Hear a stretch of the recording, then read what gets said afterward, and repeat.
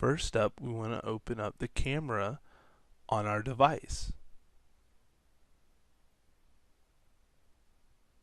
There's the table. Then we want to click the button to swap the camera.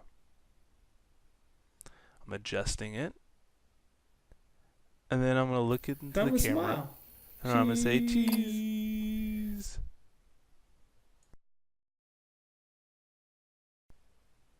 Great. Now we're going to go to the website. We're going to say that we're not a robot. We'll choose our file from our camera roll. And then we want to upload the image. Once it's done processing, you can rotate the image and you can see that it has designed a 3D face based on your picture.